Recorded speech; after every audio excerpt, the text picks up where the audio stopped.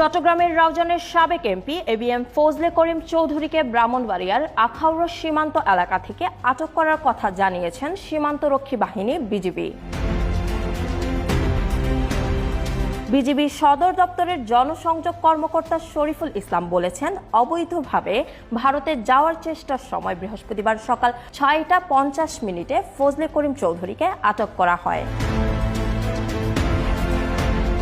৫০ BGB ব্যাটালিয়নের অধিনায়ক lieutenant colonel Farah Mohammad Imtiaz বলেন, ফকিরমোড়া বিওপির টহল দল আখাউড়া সীমান্তের আবদুল্লাপুর এলাকা থেকে ফজলে করিম চৌধুরী সহ ৩ জনকে আটক করে। তারা অবৈধভাবে সীমান্ত অতিক্রম করে ভারতে যাওয়ার চেষ্টা করেছিলেন। ইডেন বে কক্সবাজার সমুদ্র সৈকতের উপর নিজেদের একটি ঠিকানা। মাত্র ৫ লাখ টাকায় আপনিও হয়ে যেতে পারেন এই হোটেলের মালিক। ইডেন বে, আ কনসার্ন অফ ভাইয়া হোটেলস।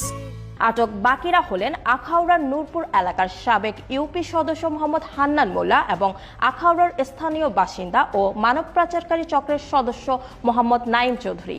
তাদের আখাউড়া থানায় হস্তান্তরের প্রক্রিয়া চলছে। চলতি বছরের জানুয়ারিতে দ্বাদশ জাতীয় সংসদ নির্বাচনে চট্টগ্রাম ৬ আসন থেকে টানা পঞ্চমবারের মতো সংসদ সদস্য নির্বাচিত হন আওয়ামী লীগ প্রার্থী ফজলে করিম চৌধুরী।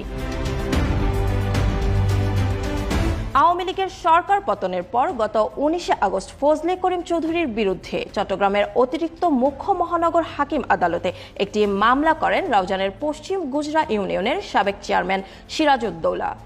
২ বছর আগে অপহরণের পর মুক্তিপণ আদায় করে অস্ত্র দিয়ে ফাঁসানোর অভিযোগ আনা হয় সেখানে।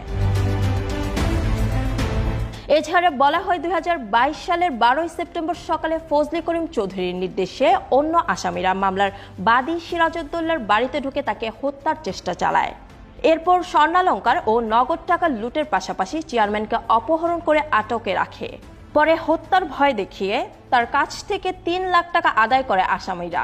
পরদিন অস্ত্র দিয়ে ফাঁসিয়ে রাউজান থানায় সিরাজউদ্দৌলার বিরুদ্ধে মামলা করা হয়।